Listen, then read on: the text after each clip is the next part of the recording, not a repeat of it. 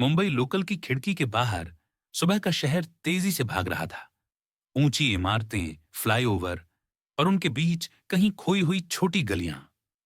इसी भीड़ भरी ट्रेन में अनाया रोज बैठती थी। एक नामी बिजनेस परिवार की बेटी, जिसके लिए दुनिया ने लगभग हर दरवाजा खोल रखा था। पर अनाया को भीड़ में घुल जाना पसंद था। शायद इसलिए कि भीड़ के शोर में ही अपने मन की आवाज साफ सुनाई देती थी। उस सुबह प्लेटफॉर्म पर धक्का मुक्की के बीच किसी की स्केच बुक गिर गई।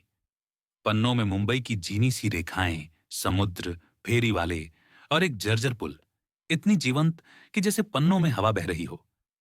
स्केचबुक उठाने के लिए अनाया झुकी, तभी सामने एक लड़का घबराकर बोला, वो मेरी है। लड़के की आंखों में घबराहट नहीं, अपने काम के खोने का डर था।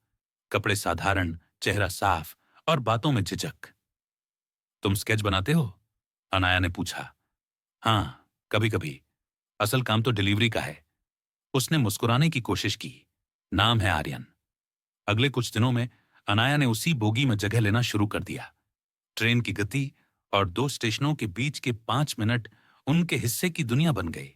कभी आर्यन अपने पन्ने दिखाता, कभी अनाया अपने पसंदीदा फोटोग्राफर्स के बारे में बताती। धीरे धीरे बातचीत चाय के कप तक पहुंच गई।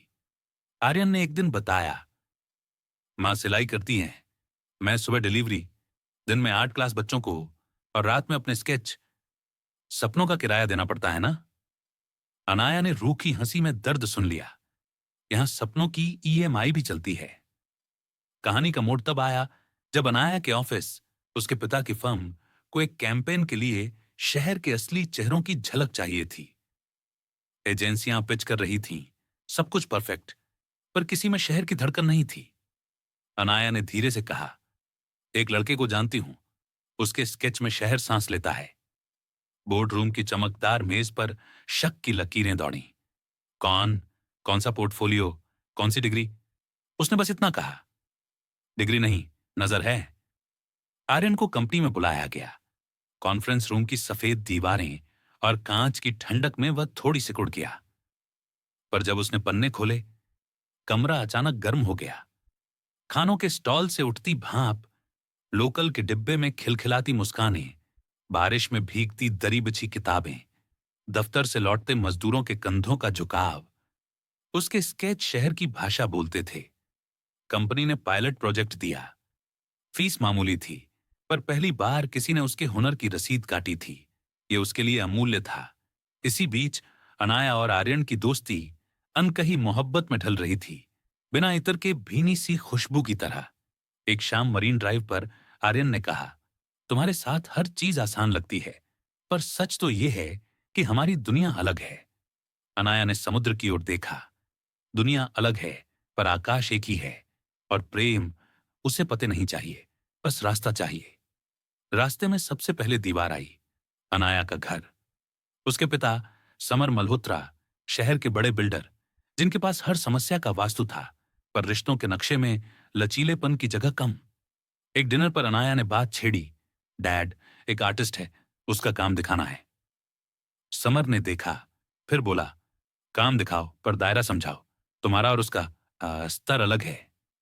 स्तर, ये शब्द चुपचाप दिलों के बीच दीवार बना देता है। अगले हफ्ते पायलट प्रोजेक्ट वायरल हुआ, मुंबई की सांसें शीर्षक से। कंपनी को अपार सराहना मिली। क्लाइंट ने फुल कैंपेन साइन कर दिया। आर्यन अब मीटिंग्स में शामिल होने लगा। धीरे धीरे वह उस दायरे की भाषा सीख रहा था जो कभी उसकी पहुंच से बाहर था। पर हर उछाल के साथ शक भी उछलते हैं। ऑफिस में कानाफूसी हुई। सीधी पहुंच, समझ रहे हो ना? आर्यन ने सुना, चुप रहा। उसने तय किया, खुद का स्टूडियो किराए पर लेगा, क्लाइंट सीधे पाएगा और यह साबित करेगा कि उसका काम किसी की दया नहीं, उसकी काबिलियत की कमाई है। अनाया के पिता ने एक शाम साफ कह दिया, तुम जो चाहो बनो, पर शादी अपनी बिरादरी में। बराबरी जरूरी है। अनाया ने धीरे से पूछा, बराबरी किसकी? बैंक बैलेंस की या इंसान की? जवाब नहीं आया। घर में खामोशी बढ़ने लगी। अनाया ने समय मांगा, अपने दिल को मनाने का नहीं, घर को समझाने का। आर्यन ने अपनी रफ्तार और तेज कर दी। वो अब सिर्फ स्केच नहीं बनाता था, वह कहानियां गढ़ता था। पोस्टर बोलते थे, शॉर्ट फिल्मों की फ्रेमिंग में उसके पेंसिल घिसने का संगीत बजता था। स्टूडियो के बाहर उसने एक पंक्ति लिख रखी, हुनर का पता, मेहनत, गली नंबर 7। अनाया अक्सर आती, पर अब वे शहर के शोर में नहीं, अपने सपनों की खामोशी में बातें करते। वे दोनों जानते थे, प्यार दो लोगों का साहस है, और साहस का दूसरा नाम समझौता नहीं, संकल्प है। क्लाइमैक्स एक सार्वजनिक प्रदर्शनी में आया, शहर और उसकी रूह। आर्यन का सेक्शन सबसे भीड़ भाड़ वाला था।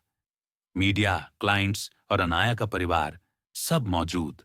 समर मल्होत्रा ने आर्यन के काम को देखा, लंबे समय तक देखा, फिर एक स्केच के सामने रुके, जिसमें एक अधूरी इमारत के साए में खेलते बच्चे थे, और कैप्शन, इमारतें बनती हैं, शहर तब बनता है जब खेल बचता है। समर की आंखें थोड़ी नम हुईं।